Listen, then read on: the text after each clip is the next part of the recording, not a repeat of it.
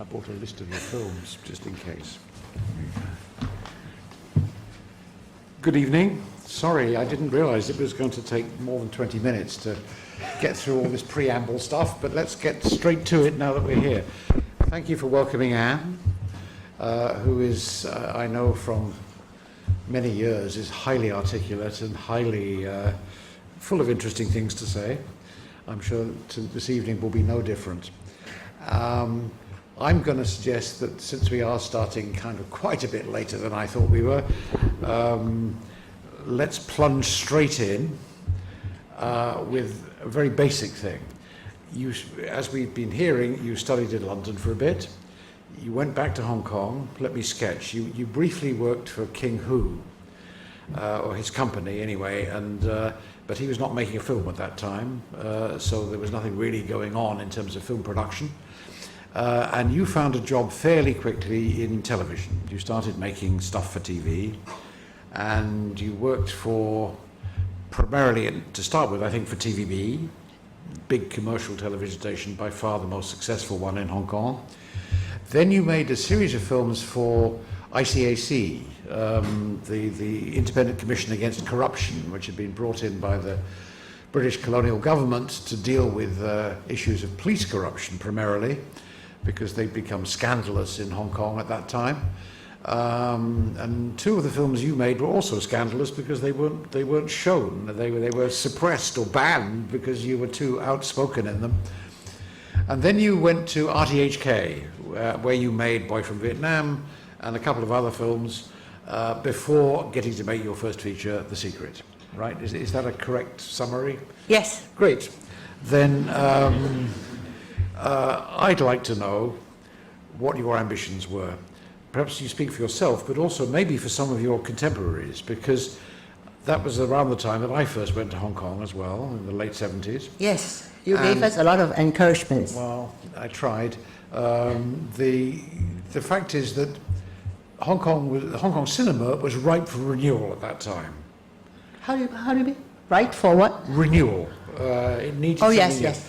I mean, Shaw Brothers, the two main companies were Shaw Brothers and Golden Harvest at that point. Golden Harvest had started in 1970, basically as a clone of Shaw Brothers. It was doing exactly the same stuff as Shaw's at the beginning. Yes. But Golden Harvest was a bit more forward-looking, shall we say. They started to introduce other kinds of production and other kinds of financing methods and distribution methods.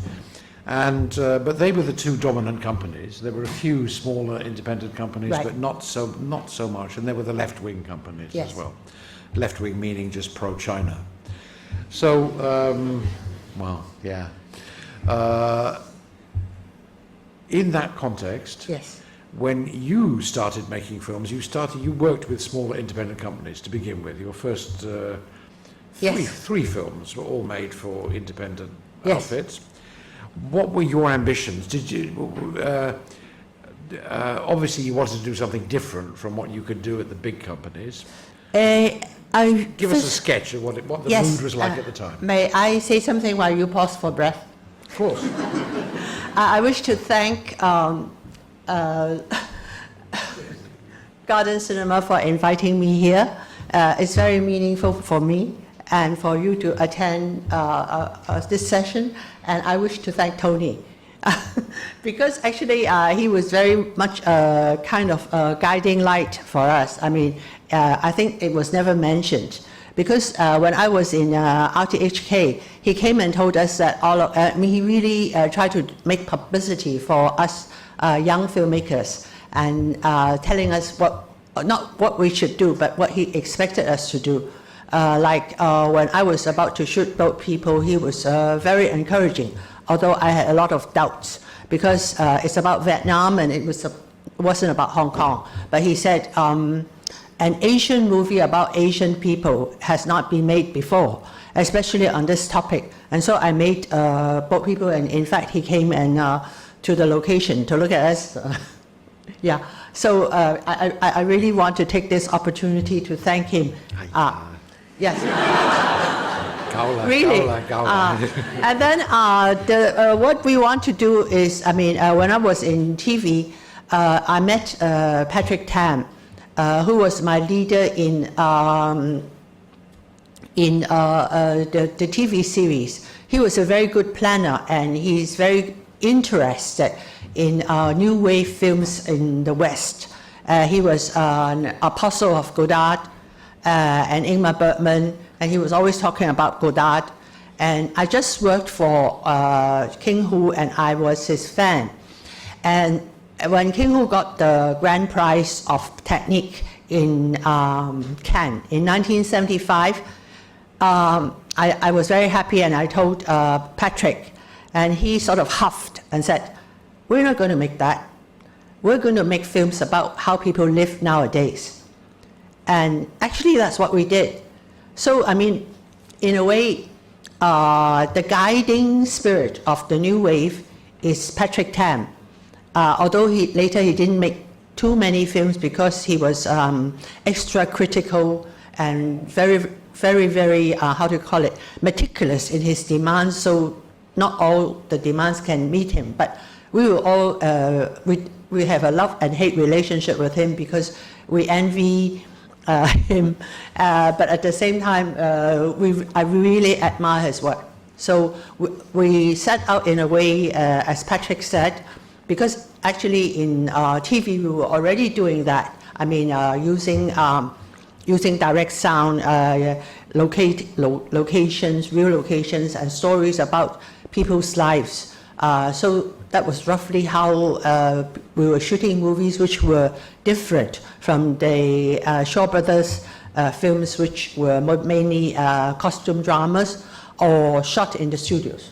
I think it's fair to say that when I first went to Hong Kong, I had not seen a single image of the reality, the street realities of Hong Kong in any movie at that point. I'd seen mostly mostly Shaw Brothers films, some Golden Harvest films, and a few other things, but I can't remember a single movie that actually addressed real life in Hong Kong. At that time, there were different movies like Shaw Brothers, and then before that, there was a Cafe.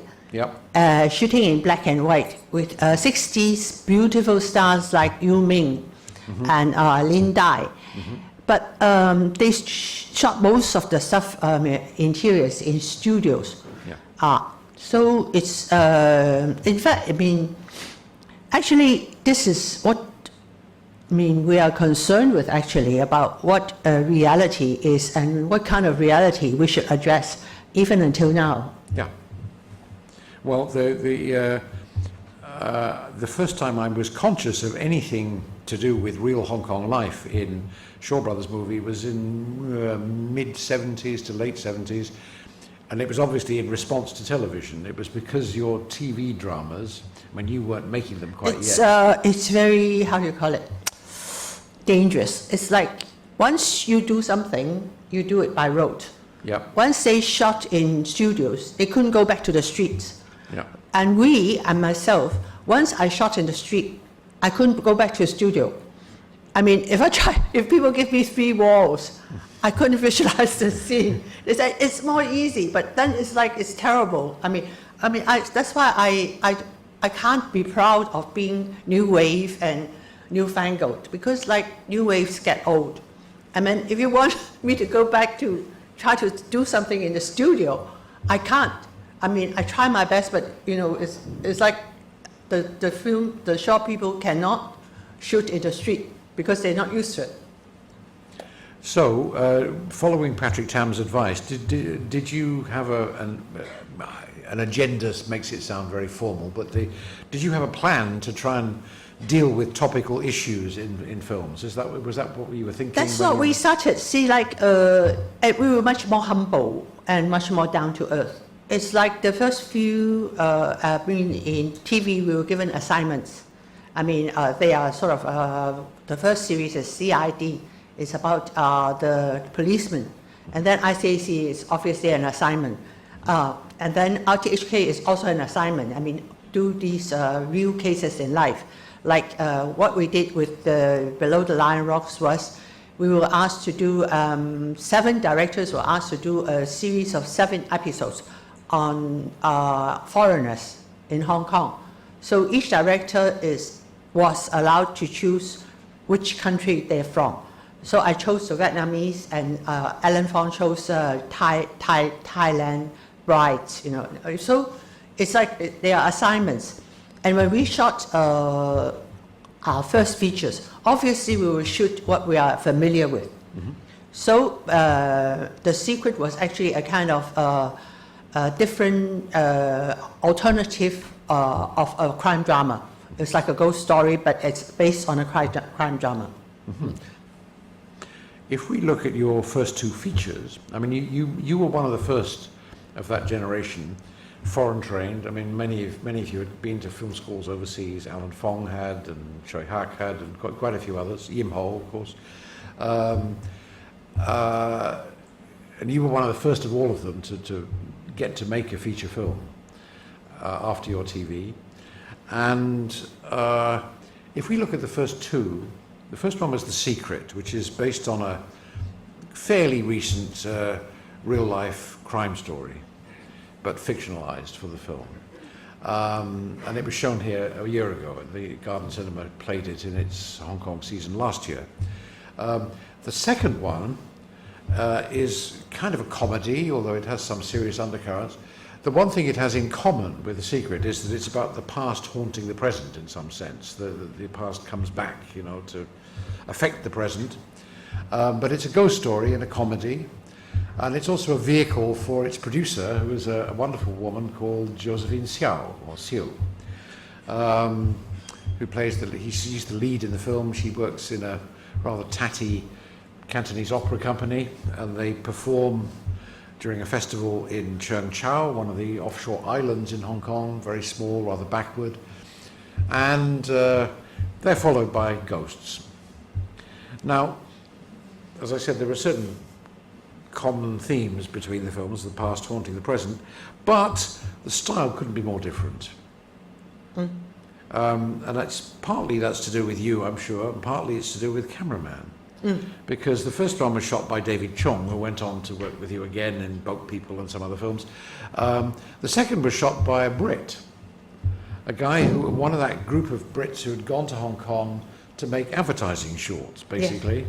His name is Tony Hope, right? Yes. And there was a whole lot of them. Po Chi Leung was another one, British-born Chinese in his case, but he saw opportunities in Hong Kong that didn't exist in Britain at the time.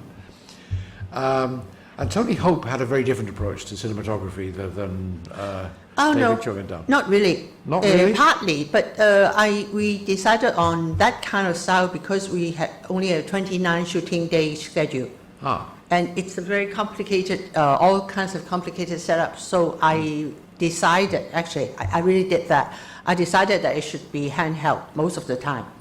And lucky Tony was very good with handheld. Yeah. So maybe the first scene was shot in just one shot. Yep. And then we sort of, he hardly had time to put down the tripod.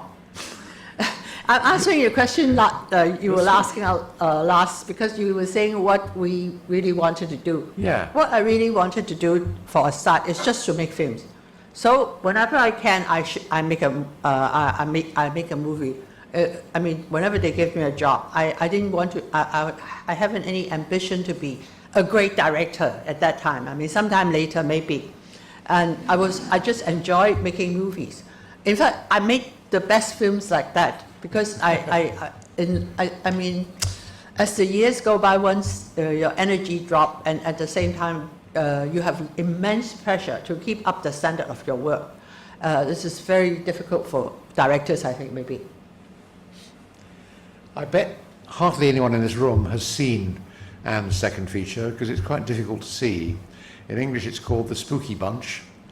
And we're going to take our first short break now to just show you the beginning of that film. This is the first scene, the first 2 or 3 scenes actually, of The Spooky Bunch.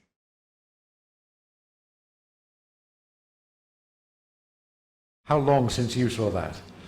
Not too long ago. Actually, they are trying to make a 4K tape now. At last. Yeah. It's been long awaited. Okay. It's been a hard film to see for many, many years, this film. Yes.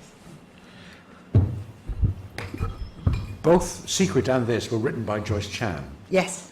Who had also done some of your TV, I think. Yes.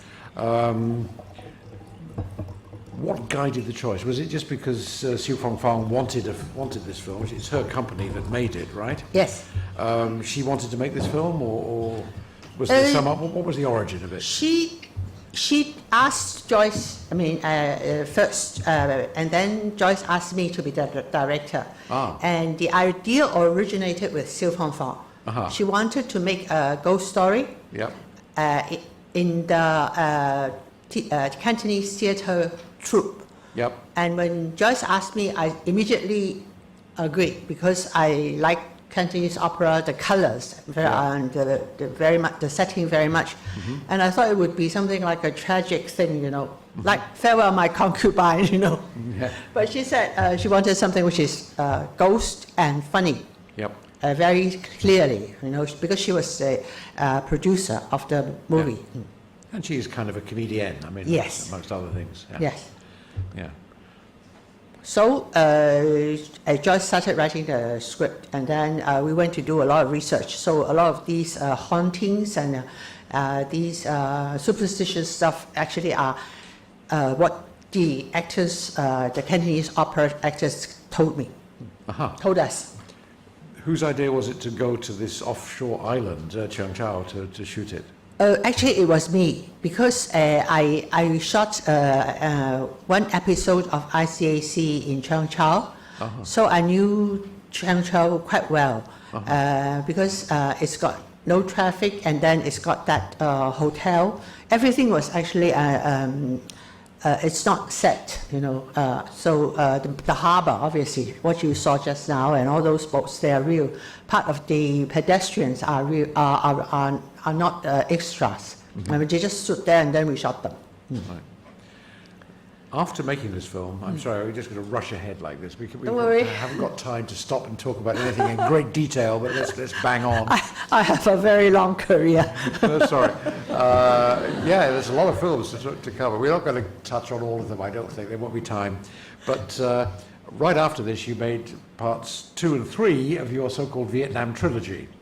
And I think, if I'm not mistaken, these films, you did a lot of research when you made Boy from Vietnam for TV. And you talked to Vietnamese refugees who had settled in Hong Kong or arrived in Hong Kong. Some of them were in camps still. And it was those researches that fueled these next 2 features. Is that right? Right. Yeah? Yes. So one thing that is not spelt out, and maybe a bit of a mystery to foreigners, because they didn't really grasp it at the time, I think, is that a great many of the boat people who landed in Hong Kong were in fact ethnically Chinese. Yes. There was a lot of ethnic tension in Vietnam between ethnic Vietnamese and ethnic Chinese. Yes. And it was the Chinese who felt discriminated against who ran away. They were the ones who took to the boats and fled as much as possible. Most of them, yes. Because they were having such a hard time in Vietnam. Yes. Yeah? Yes. The films, though, don't spell that out. They don't make it very clear. So if you didn't know already, you wouldn't guess from the films, I think. No, we didn't try to make that distinction. But it is true. It's true, Yeah, I think. Yeah, okay. So what drew you straight back to Vietnam after making Spooky Bunch?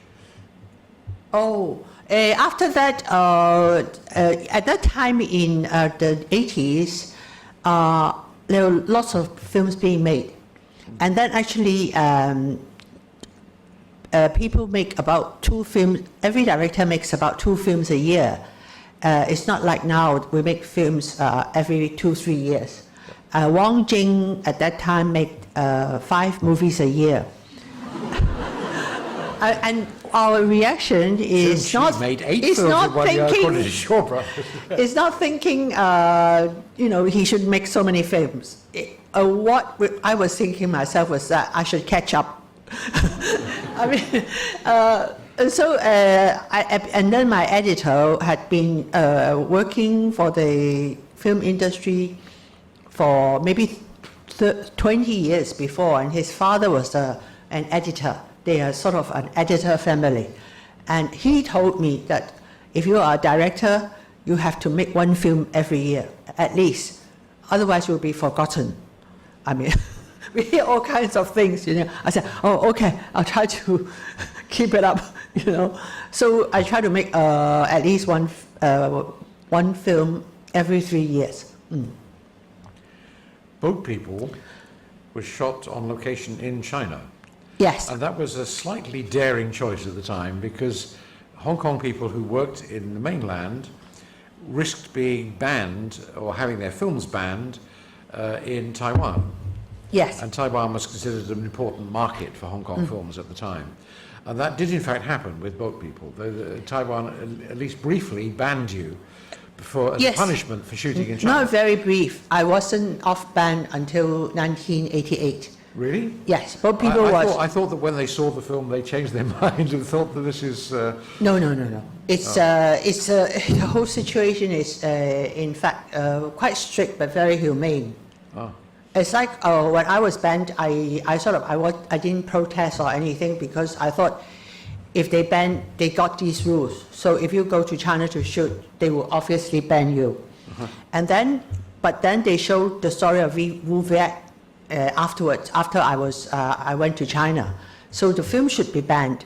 But they said in the credits, the scriptwriter was credited as director, and they closed their eyes to that and let the film, show that kind of thing, And then later, when in 1988, after I finished shooting Romance of the Book and Sword again in China, Chui Feng produced the next film, which was shot in Hong Kong, and she brought me to Taiwan to visit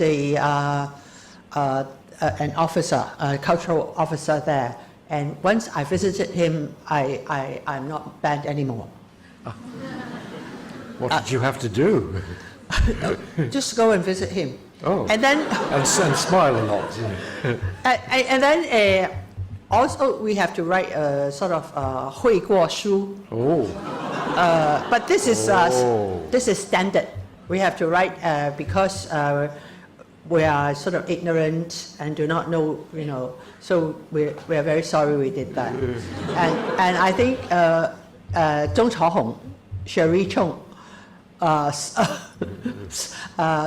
Guoshu is the funniest because he said, I read it in Cantonese,我年少無知誤入歧途. I mean, everybody was it's a kind of very happy event, Yes. I mean, everybody, but we were not sort of sarcastic. We were just, it was just funny. And then she was passed, If anybody didn't know the similarities between China and Taiwan, between the Communist Party in China and the Kuomintang in Taiwan, here's the perfect illustration. Writing self-criticisms and so on is exactly the same. It's the same procedure. My experience exactly is this. I mean, Yes. I just feel, I can almost say I'm appreciative, like you're easily sort of forgiven, Yeah, they're basically mirror images of each other. Now, again, we have to rush on. And you're going to talk about Boat People anyway in a couple of days' time at the cinema. So let's... mid-80s, you make back in China, you make a big Jin Yong adaptation from the novels by Jin Yong in 2 parts. Yes. I think it's your only real period action drama, like the kind of stuff that's done for television, only rather bigger and better. And in this case, with a very strong Muslim element, because some of the rebels in the film are Muslims, which is quite unusual in Hong Kong. In fact, it was banned directly in China. Yeah. But, not because of the government. After it was shown in Hong Kong, it wasn't a very big. It wasn't successful because anyway, for all kinds of reasons. And then it was shown in China. Yeah. And then the year after, and the production manager called me and said that 4 days after it was shown, the Muslim population, no, the students, the Muslim students in Beijing demonstrated against the film, saying that it's an insult to Muslim culture, because I think mainly it's because of the hero fell in love with a Muslim girl. He Gongju is Muslim, and Chen Galok is Han. and I think they are against that. So the film was immediately took. But you were just being faithful to the novel, right? But I didn't protest because I was already back in Hong Kong. Yeah. And the film has already been shown in Hong Kong. Yeah. And what can I do? So nobody can do anything. So Yeah. just. Yeah. Okay. Again, racing on. Through the 90s, you made a whole series of films in very different genres, different tones. Some of them feel like quite personal films for you, and some of them don't feel personal at all. They seem like, commissions and films you made because you make films. I mean, because it's your job. Is that fair? I mean, yes. Do you feel it's kind of, when you have the chance, you made a film that you cared about and wanted to make. Other times you took it because it was a job that was available. Exactly. Yeah. So it's just it's not so different from. I'm not exactly happy about this. I mean, but I don't regret it.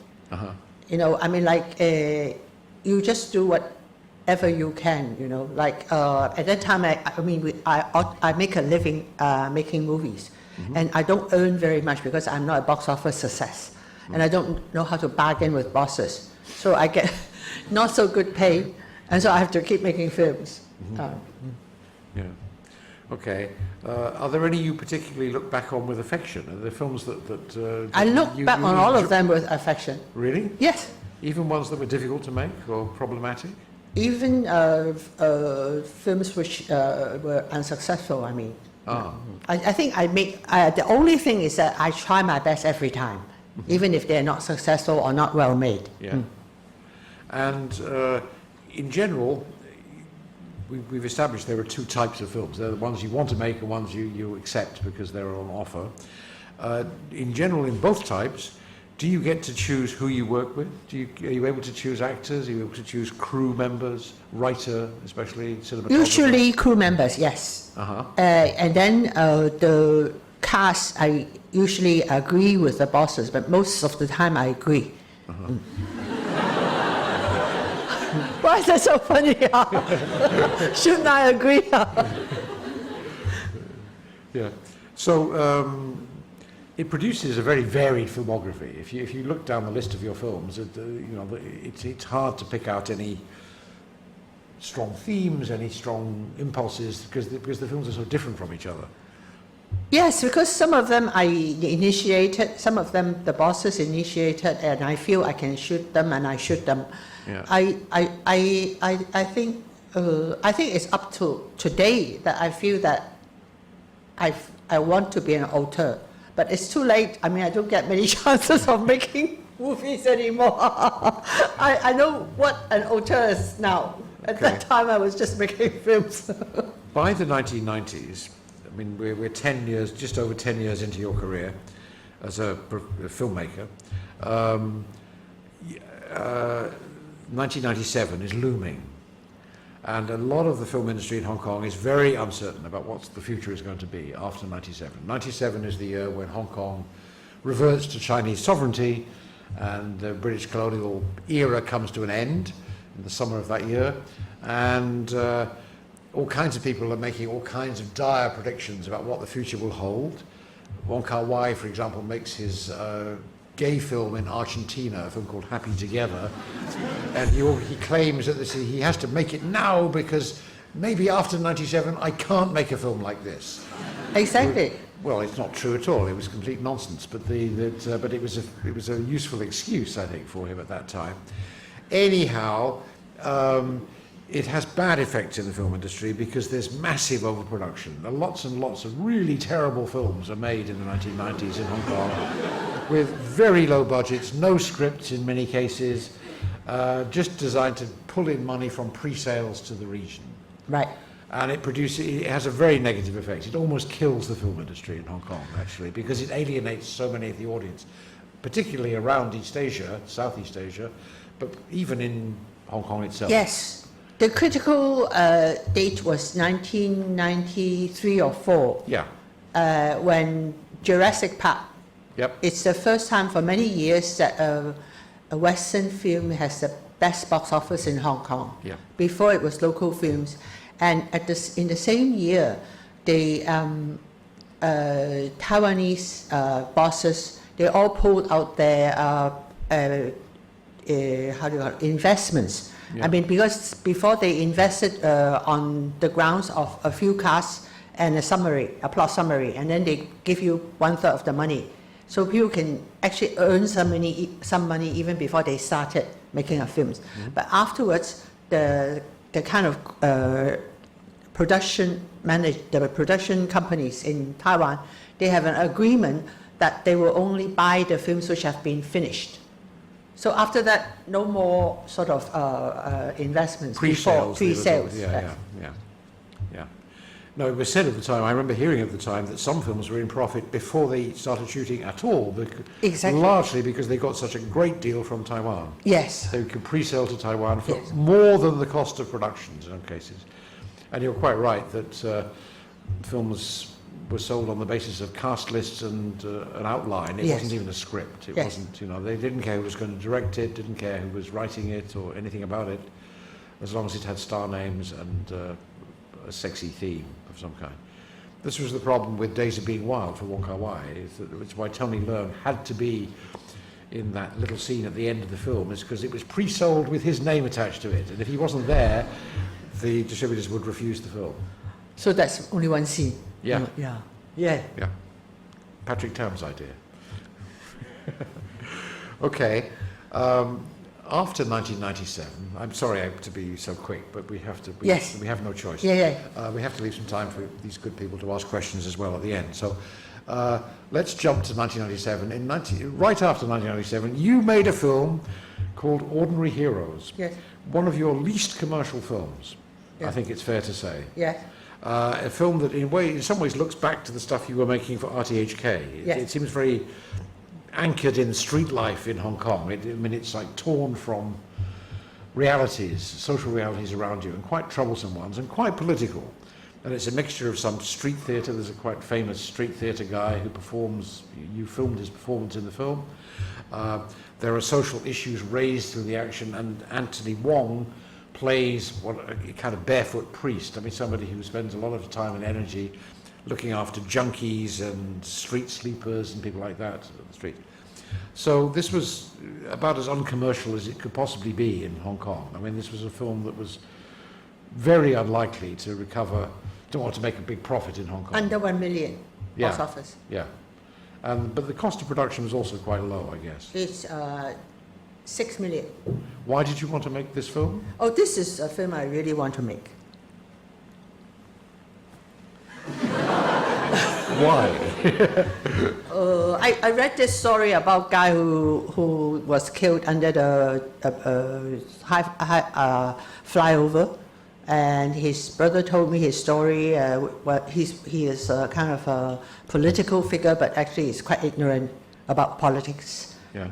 And so the whole story derived from there, and I learned about the priest too. So I started like doing the research on both people.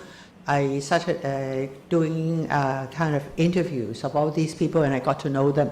So a lot of the characters were based on real characters, and although there are lots of human weakness and failures, they're really admirable for me, because there are very few people in this world, not only in Hong Kong, who are sort of altruistic or try to do some good to other people. Yeah. And they are these people, although they are full of failures themselves. So I want to make a film about them to celebrate them. I don't know whether I did, but No, I think you did. There's just one other question.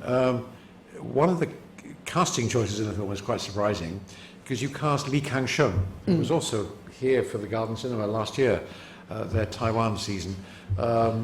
Best known as Tsai Ming-liang's actor. Yes, He's in yes. everything that Tsai Ming-liang makes. So Yeah. he, people who watched him grow up in Tsai Ming-liang films. You cast him as a Cantonese, which meant he had to be dubbed because he doesn't speak Cantonese. yes. Why him? Shall I tell? Yes. Yes. Oh, it's so many years since. I hope he doesn't mind. No. In fact, at that time, I wanted to cast Huang Lei. Oh. Because I worked with him in the film before, the 18 Springs. Yeah. And I thought he looks very, he acts very well, he looks very good, and perfect for some kind of altruistic romantic hero.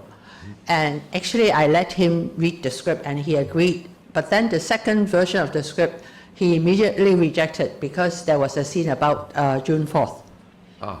And so I knew better, so I didn't try to persuade him, and I thought of better find somebody else. And at that time, I just finished shooting a movie with Cai Mingliang. I worked with Li Kangsheng as well. Yeah. So I thought Li Kangsheng is also like an outsider, because he's actually from Taiwan, and he looks sort of very quiet and very meditative. So he's not like a romantic hero, but he looks like an outsider, and also suit the character. So I asked him to work on it. Yeah, perfect. We should say, just to clarify, in case people don't know, that the Cai Mingliang film you worked on, you acted, you're playing a film director, in fact, in a film called The River. Yes. Which was also shown here last year, I think, in the cinema last year. Yes. And you were the one who forces Li Kangsheng to be, he's an extra in the film, and you force him to float in the Tanshui River. Yes. Which causes him terrible health problems afterwards. So the whole film is about the long quest. It's not me, it's Cai Mingliang. Yes, yes. I'm just the actor. The whole film is about Li Kangsheng's quest to recover from this terrible neck pain He's still caused suffering now. by being doused in the Tanshui River. Yes. Let's look at the beginning of Ordinary Heroes, just the first few scenes.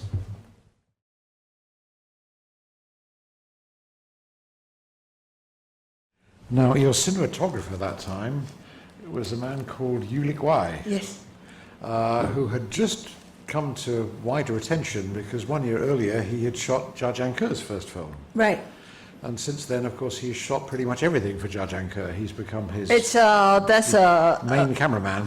As a kind of, how do you call it, misunderstanding. Ah. I saw the Xiao Wu. Yeah. And it's got very long takes. Yep. At least 1 minute, 2 minutes, 3 minutes. And I at first envisaged this film should have very long takes. So I asked him, and he just tried to manage, you know. And then in the middle, I realized that he was using a 16 camera for that film. And this one is a 35. It's immense. It's a different size. So if I didn't realize that, I would have killed him, you know. So I sort of split up the shots a bit afterwards. He had to handhold a lot of it? Yes, handhold most of it. Okay. Can you identify more exactly? You said before it was a film you really wanted to make. Can you pinpoint what drove you this time? Maybe what this altruism moved me. Uh-huh. I think, I mean, I'm not altruistic. I mean, so but I admire people who are, you know. Mm-hmm. I think you might be a little bit altruistic. I'm too busy to be altruistic, worrying about making a movie or worrying about my own health. Yeah, well, Okay. We've gotten through 1997. We're moving into the new millennium. And you continue to be relatively busy. I think the films are probably a bit further apart than they had been before. Yes. The longer time passes, it takes longer to set up particular projects. Yes. And as you said yourself at the beginning, you know, it used to be that you'd make 2 or 3 films a year. Now it's 2 or 3 years between films. So it's you know, the whole dynamic has changed. But you still end up doing some quite interesting films in the new millennium, I think. I'm thinking about, well, I know your sometime producer, Roger Lee, who brought to you a project based on his own experience, and which became a film. He wrote the film, in fact, or wrote the first draft of the film anyway. Yeah, can be said. Which was a film called A Simple Life. And it's based on his own experience with an elderly woman servant in his family home, because when the rest of the family had gone, he was the last one left and she was still looking after him. and he felt obliged to her in various ways, but at the same time would like to be rid of her, would like to, call an end to it. And it became a film called A Simple Life, which became one of your most successful films, I think, around the world. It's been sold in many countries, including this one even. It was even briefly distributed in Britain. That would be a good example of a film that you wanted to make? Or was it one that kind of came your way and you thought, I can do this? I wanted to make a film about this old maids, servants before. I couldn't find a good story. But Roger gave me the notes which he took, about Tou Jie, and a lot of the material is used exactly as he wrote, about, for example, the old man who will stop being restless once you put a music box in front of him, or they get the wrong false teeth of each other. These things I can't imagine, but he experienced it, he saw it, and I thought those were wonderful details, in the old people's home. And so what his observation, because it's real for him, and he's a very good observer. So at the moment I saw those notes, I said, it's a godsend. I really wanted, to make a movie like that, So it's a best of circumstances when a project comes your way and you really want to make it. Yeah. I think one of the factors that may have swayed you a bit is that it is exactly about a woman. A particular type of woman of a particular age. Because again, if you look at your filmography, there are so many different types of films, so many different styles, but one common factor, it's not completely always there, but in many, many of the films focus on women, and particular types of women, and particular ages of women, particular problematics that women face, whether it's looking after a relative with dementia, or it's some career opportunity, or some political vicissitude or historical problem that besets them. And it does seem that you are kind of quite drawn, or feel the need anyway, or an impulse of some kind, to talk about women's issues. Yes. Is that fair to say? Yeah. You don't want me to agree? I hoped you would say more about it. Oh. Because maybe it's something that's not. There are not that many women directors in Hong Kong. Quite a lot now. Well, it's certainly more than it used to be, but it's still, I wouldn't, far from the majority. And anyway, now is not a typical comparison with the way it used to be. In the heydays of prolific film production in Hong Kong, it was there were not that many women working. I was just thinking that when people talk about their own films or other people's films, it's like they got a whole program, and then they work according to the program and their plans. But especially in Hong Kong, it's like so much depends on the circumstances. Like you do what you can, and then you plan something and it never happened, and I just don't worry about it, because if you worry, you just don't work at all if you keep waiting for something. So I just work from day to day, actually. And I have no big plans to be, obviously I want to be a great director, but it's something like, it's some dream which it's okay not to realize. I just want to work on films. And in fact, I find for me, it works very well.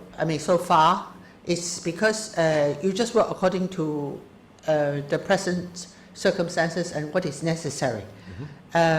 It might not be good for the industry, because the industry needs planning. From the first day I was in the industry, I realized that the distribution system was nuts. It's got, it's sort of, the distribution is distribution, the production is production. It's completely not aligned. And so the filmmakers never get what they ought to get, in a way. It's hugely unfair. But it's just like that because nobody who are doing production wants to do distribution. And there is no planning, because like Hong Kong itself is not planned. It's like you just live from day to day and see what happens. So what you can do is you try to work on, like ad hoc like that. But it's not good to turn it into a virtue or think that that should be the case, because there need to be planning as well as spontaneity. I think in future, like if the filmmakers or the government, they should have plans. I mean, like Korea, which you know. Sure. Before COVID shut everything down for a few years, you made two quite big films, I guess co-productions with China, on historical subjects, basically about the war period, the occupation of Hong Kong by the Japanese. One was a kind of biography or biopic of some kind about the writer Xiao Hong. Yes. One of the most distinguished, actually a problematic writer in many ways. She's a difficult figure and in some ways an unsympathetic figure, but she's nonetheless a very prominent writer and with high accomplishments as a writer. And you worked with Ann Hui, probably the most famous of the younger Chinese actresses actually at this point, to play her. Yeah. It's a wonderful film, I think. It's one of the ones you asked me to subtitle for you, I remember. You followed that with a film starring Zhou Shun, who is also a prominent actress of her generation in China. And it's also a wartime story, and it's about the evacuation of the exiled writers, novelists mostly, who from the mainland who had fetched up in Hong Kong to escape the Civil War, or not the Civil War, the Japanese invasion. And to then, when Hong Kong fell to the Japanese at the end of 1941, they needed to be smuggled out again to another place of refuge. And you made that the subject of a quite ambitious, quite large-scale film, and did wonderful stuff. You had perfect casting of lookalikes to play the famous writers and things like that. Can you say something about those two films? These are not films you probably could have made earlier. I don't think without some mainland involvement you could have done them, probably. Yes. Is that fair to say? Yes.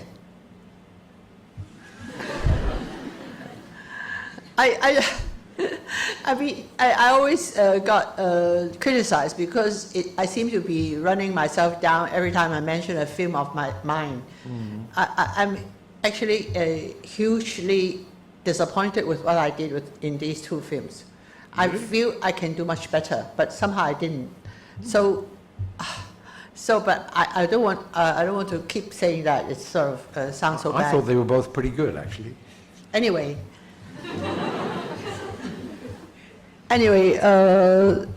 but the thing is, anyway, here I want to say that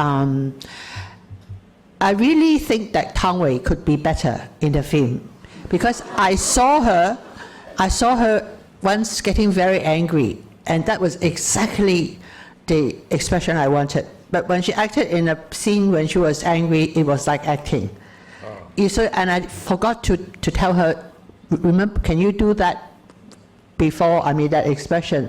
And when I sort of talked about my experience of working with her at one time in Taiwan in a seminar, it got how do you call it? It got misrepresented. They said I attacked her, but actually I attacked myself, because I just kept running myself down, which I don't want to anymore. You know, I just say that I didn't manage her well. It's not that she's not a good actress, you know. How do I feel about these two? Well, I feel that maybe I should spend more time on both of them. With Xiao Hong, more on the editing. Try a version which is 2.5 hours or 2 hours. And because it's too long for the general audience, and with the other one, our time will come.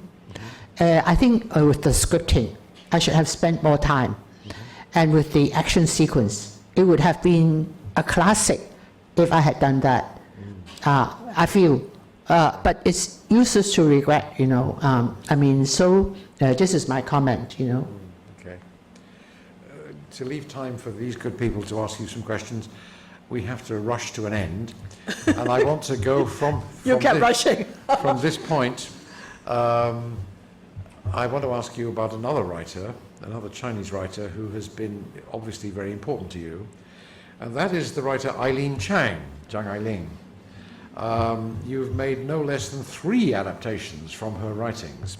The first one was made with Shaw Brothers. I think you went to Shaw's to make this film because they offered you the facilities to do a bigger scale film with sets and so on, which you probably couldn't have got through some smaller independent producer. That's being shown here in 2 days' time, I believe, on Saturday, I think, at the cinema. You then returned to Eileen Zhang maybe 10 years later, or a bit more even, with a film called 18 Springs, which has been mentioned already. And your most recent fiction film, made just before COVID really took hold in 2020, is a third Eileen Zhang adaptation. In English it's called Love After Love. Can you just, we're going to talk about this on Saturday after Love in a Fallen City.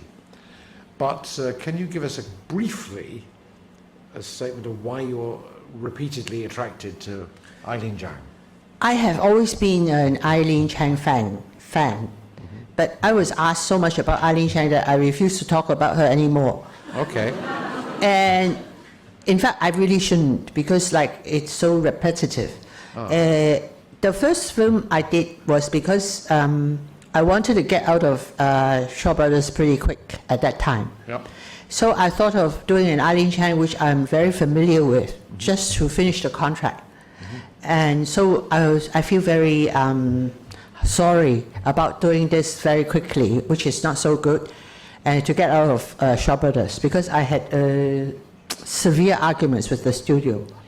And when I finished that later, I wanted to do the second one, the 18 Springs. It's because in 1990s, China opened out to being, you can shoot on location.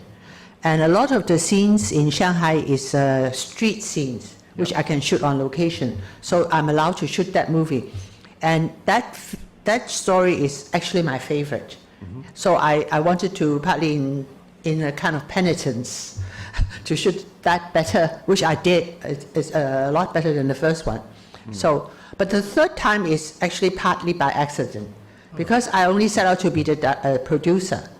And then later it became some kind of circumstances, so I took up the direction, which I know I shouldn't, because you should not try to do Eileen Chang in the third time without doing a kind of, how do you call it, commentary on Eileen Chang instead of just shooting the story in a much more imaginative way. But I couldn't think of how to do it at that time. Let's look at the beginning of Love After Love. The final clip.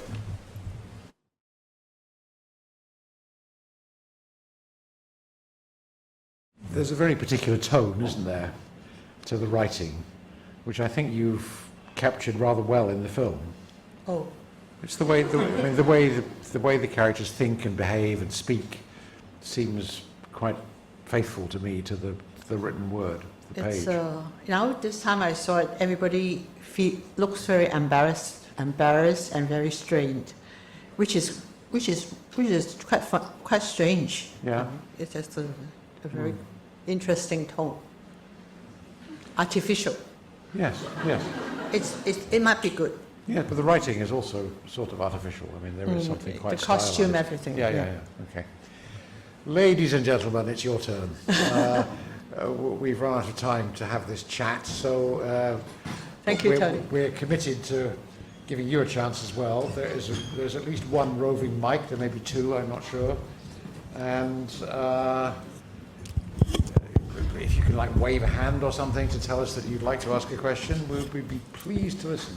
There's somebody right there. Can we go for this one first? That's the first one I saw. Hi, what were some of the biggest risks that you've taken in your career that you're glad you took? Biggest what? What were some of the biggest risks that you've taken that you're glad you took during your Biggest career? risk you've taken? So many. You don't have to be completely candid. It's okay. You could be. Like choose one. And just to shoot a movie is taking a risk, actually. because it's so it's kind of I mean, I just have this training that I can't fail people, and you either fail the audience, or you fail the boss, or you fail expectations, or you fail yourself. It's terrible.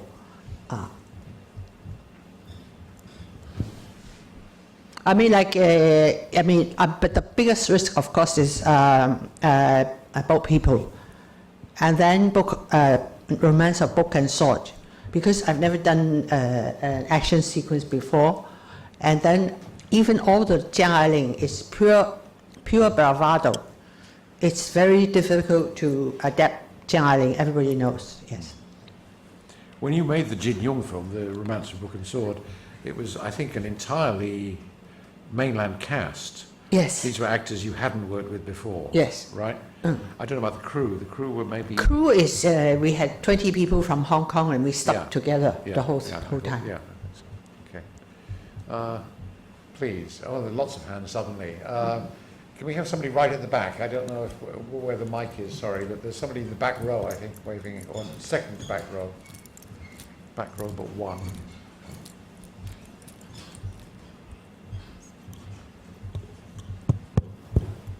Thanks, it's good to be here. Tony, your sound sounds very familiar, because first time I familiarized with myself is I listened to your soundtrack in The Brighter Summer Day. I don't know how to adjust the soundtrack, so I was hearing the sound for full 4 hours. That does not mean to be a compliment or something, but thanks so much for the introduction of Chinese films. And my question is about the advent of TikTok and how do you think it's going to impact the film industry in general. So what were your views on, younger generations on YouTube Shorts and TikTok for 3-4 hours every day? Do you have an interest in TikTok? Were you pessimistic, optimistic? I like to watch them, but I don't have... You said just now, before we started the open Q&A, that there are quite a lot more women directors now working in Hong Kong. I think that reflects the fact that there's a lot more independent filmmaking in Hong Kong now, and the government has taken more steps than before to support independent filmmaking. Oh, maybe I made a mistake. It should be in China. Lots more. Well, I think it's both, probably. I think in Hong Kong there's so few productions being made. Sure, certainly bigger productions, but indie films, there are probably a bit more than they used to be, no? No. No? No. Oh, it's just my all-time low. Oh, I'm sorry to hear it. Okay. So it sounds like there's not a strong influence, at least in Hong Kong. I don't know. Do you keep up with the mainland so much, with what's happening in the mainland? Of course. Yeah? See a lot? Not much, but I know about what's happening. Okay. Wow, all of it. There's somebody right here on the end of this front row. Thank you very much for the conversation. It's very inspiring. I have a question about your documentaries in particular. You made two major ones. One is As Times Go By in 1997, and the latest one, Allergies. Would you like to say something about why and what makes you make two documentaries that I believe is very close to your heart, and it's about the identities, about your love for poems in particular? Thank you. Well, I've always liked to make documentaries. At some stage, I didn't make in around the 90s. It's because the digital, everybody is using a camera, and I went to Yamagata, these documentary festivals, and learned that the best documentaries are one-man band. I mean, usually one or two people following a subject for years. And I don't like to touch machines very much, so it's very difficult for me to use a camera and follow. And it's like I still need a cameraman, and I think this at that time I felt that that type of documentary making was very expensive and out of date, so I didn't make documentaries after 1997, because, apart from one commission. later I made Elegies is because I felt that I really have something to shoot, and then I still could, my very small budget can still afford a cameraman, and so I did another one, yeah. Wow, hard to pick. I don't know about priorities. This gentleman right in the middle, I think, with glasses there. Yeah, that's you. Yes? Am I right? Yeah. Maybe I've got it all wrong. Oh, thank you. I just want to ask, because like recently we can see a lot of Asian film come to the international, so and we all know you're like so you're kind of like My current life? I did- Sorry, I didn't quite catch the I'm a bit- question. yeah, I'm a bit- My year not so good, huh? Yeah, sorry, I'm a bit nervous, so I just make the question simple. So as Yeah. you as a like filmmaker, because I just want to say, because like recent years, the Asian film come to the world are kind of like a Korean or Japanese background, but you are like kind of like face like a Chinese or like Cantonese speakers. Do you want to create like a story for like telling a story about like this kind of background to like as a new film or something like that? My own life? Your own. Yeah. No. Not really. I think the question, I mean, Nothing happens in my life. I only make films. I'm not quite sure that I got the question Yes, correctly, but I mean, I think you were saying that you know, the Japanese and Korean films have made a lot of headway in recent years. Yeah, that's true. And compared with Chinese films, which I think is probably also true. And so I think the question, what he was getting at, if I understood correctly, is, you know, do you have any plans to change this? No, I can't. I'm just a single puny filmmaker. I mean, I can't change situations. Tricky one. Okay. Lots of hands everywhere. I don't know where to go next. Somebody near the end of this row here, this gentleman. Gentleman? Yes. Yeah, this. Yeah. Hand here. No. You're there. Yes. Okay. Gentleman in a sort of pinkish top. Okay, thank you so much for the evening, first of all. And the question is, considering the current situation between mainland China and Hong Kong, how do you see the future of Hong Kong cinema in both fictional and non-fictional, so narrative and documentary? What's the future, in your own opinion? And if you allowed me another question, what's your next project? The next question is what? Next project. What is your next project? May I ask Tony that question? I mean, what does he think about the situation of movie making in Hong Kong? What's the future? Okay. Get myself banned from Hong Kong. My impression at this moment is that Hong Kong is exercising tougher censorship on films, filmmakers and cultural workers generally than China is. And I think it's because the masters of Hong Kong, as it currently stands, are so afraid of upsetting Beijing that they are being ultra cautious and ultra controlling. That's just my impression from this side of the world. I guess that will slowly relax. I think that when it becomes clear that the hostility of the rest of the world to the crackdowns in Hong Kong, the imprisonments of activists in Hong Kong and that kind of thing, and the censorship generally about what can and cannot be said in Hong Kong is going to soften. We've seen it happen many times in China itself. I mean, China has been through cycles of, you know, very tight control and very loose control. And I suppose the same thing will be echoed in Hong Kong in due course. But, you know, I don't have a crystal ball. I can't tell you what's going to happen and when it's going to happen. But as Ann has already said, production of film in Hong Kong is at a very low ebb at the moment. There is very little happening. And a great many Hong Kong directors are working in China, including some vintage new wave directors like Choi Hak, who has lived in Beijing for many years. And nearly all of his recent work has been China-based. That I don't think is going to change. I don't see any return to Hong Kong in any big way. But, you know, the future is unpredictable. As long as there is very tight censorship and control in Hong Kong, it's not attractive for any cultural worker to rush back to Hong Kong and try and set up productions there. The market itself is quite depressed, and so these are dark days, if you like, for Hong Kong culture in general, film culture in particular. However, it doesn't necessarily mean it'll stay like that forever.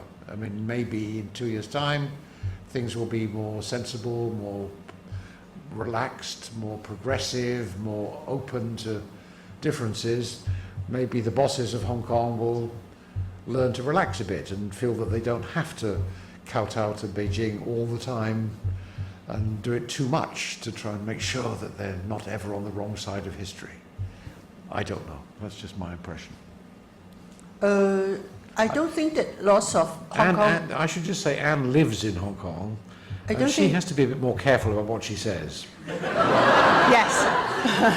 Yes, I don't think that lots of Hong Kong directors are working in China now. In fact, only maybe 5. Yeah. The People best, like- I mean, people the like- most box office, the best ones. Your old friend And- Stanley Kwan made a number of films in China and was based in Beijing for a while. No more. He's moved back And- to Hong Kong. But I don't think that, I don't agree with Tony that actually the downtrend of films is mainly due to political pressure. Ah, I think mainly it's because there's no money.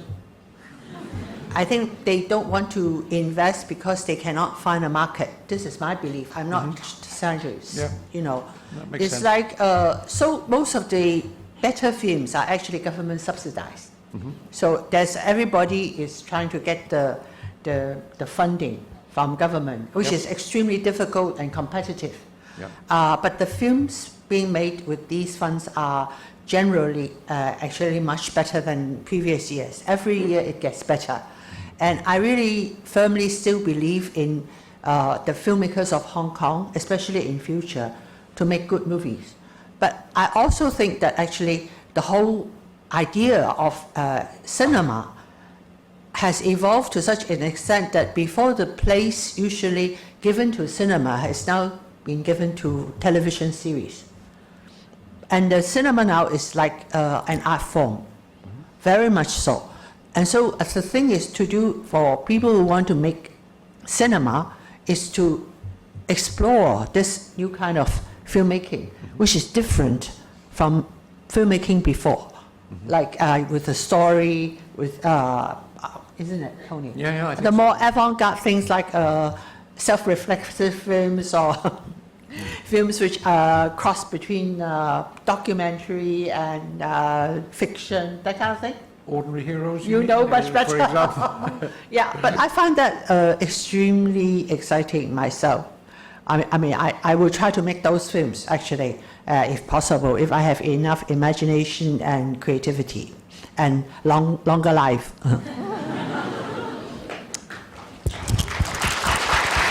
We hope for the longer life part. Well, the rest of it is safe, I think. It's the money. It's the money and the long life that we have to be optimistic about. Wow, so many hands. There's somebody on the balcony. Can we get up there? Is that possible? Yeah, there we go. I really appreciate you mentioned the ones misunderstood by the medium, and I really want to ask. The medium thought you were criticizing someone else, but actually you were being hard on yourself. As a director, how do you find that balance between being self-critical and still staying confident in your work? Especially in the Chinese film world, where the things like female directors often get held to higher standards, both professionally and morally.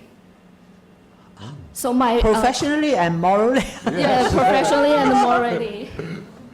Your So my immorality is question- catching up with you. There you go. Keep a balance between confidence and... I don't know, actually. I'm not sure. Because you have mentioned that you were It's not balanced. It's like if I don't like if I am dissatisfied, I try to work on another one and try to redress what I've done before. I feel not right before. I always do that. I don't know, not all successfully all the time. Yeah. So my question is, how do you balance when you feel the self-criticize and keep in confident in keeping your work? Because you mentioned the media will criticize and misunderstood your opinions. I understand. I don't know how I did it. I have known this woman for about 45 50 years. Getting on for 50 years, yeah, that's right. Too long, I mean a lifetime actually. And I can tell you that from the beginning, from the first time I met her and talked to her anyway, she's been very self-critical. Usually for not totally valid reasons. But, I mean, of course, people should be self-critical. I think it's a good trait in most people. However, Anne is maybe a little too self-critical. No, I think maybe I should not voice that too readily all the time, especially about a forthcoming new film. My bosses always scold me. If you are the director and you keep criticizing yourself, what would the audience think? And he's right. I think I should keep the criticisms to myself. I mean, it's like a kind of humility with a hook. It's like you say yourself, your film is so not good, so the critics will shut up, you know what I mean? And also, like, I feel that actually all the time, I'm working a little bit below my own standards. Because my idea of really good films are Naruthes, floating clouds, you know, Angelopolis, God, spare us. Landscape in the Mist, Not Angelopolis, God. and Godfather. I mean, even great directors only make those films once in a lifetime. That's what I call really good films. So maybe I will never make a film that good, but it's okay. I mean, I'll try my best. That's all. Chris, do we have time for more? One more? I'm told we've time for one more question. Oh dear, it's very difficult, very, very difficult. There are hands over this, I think a lady right in the middle there. Am I right?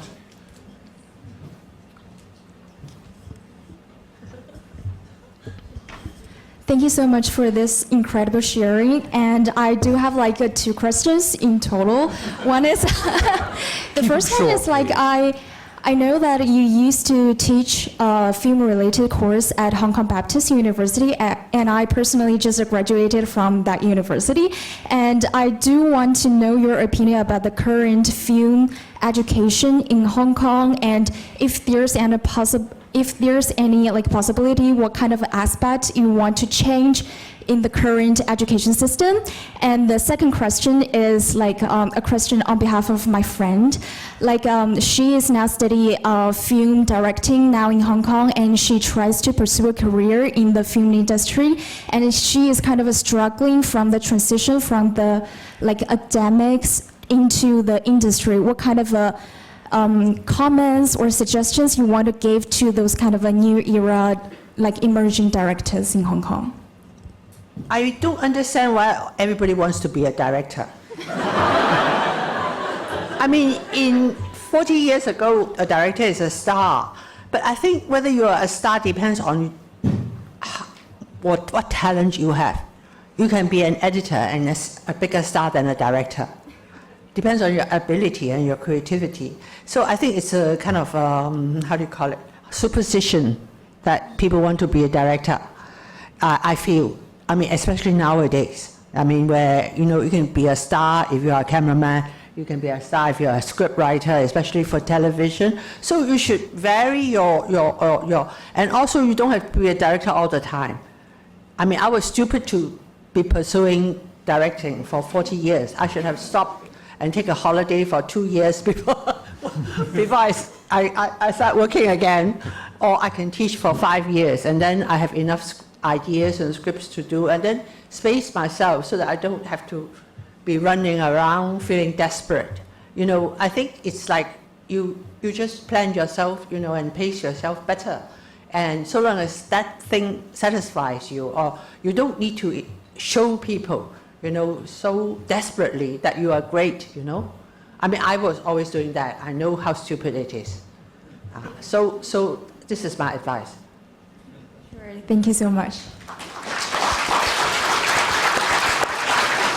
It's too late. Ladies and gentlemen, we have to stop, partly because there's a limit to how long we can stay in this building, but also because, as you heard from Chris at the beginning, there's a little bonus coming up for those of you who care to stay. If you'd like to see part 1 of Ann Hui's Vietnam trilogy, Boy from Vietnam will follow shortly after a short break for toilets, cigarettes, whatever you want to do. The film is about 45 minutes long, as I said, made for television. The one thing I should tell you before you see it is that RTHK, which produced it, it was like the Hong Kong's BBC in effect at that time. It still exists, but is no longer anything like the BBC. But that's another question. It didn't have its own channel for broadcasting, but the government mandated that the commercial channels in Hong Kong would provide specific time slots for screening RTHK material, which is what happened. As a result of that, when Boy from Vietnam was first screened on television, it had commercial breaks added to it. Those are not in what you're going to see just now, if you choose to stay to see it, but there are captions every 10 minutes or so, which indicate where the commercial breaks are going to be.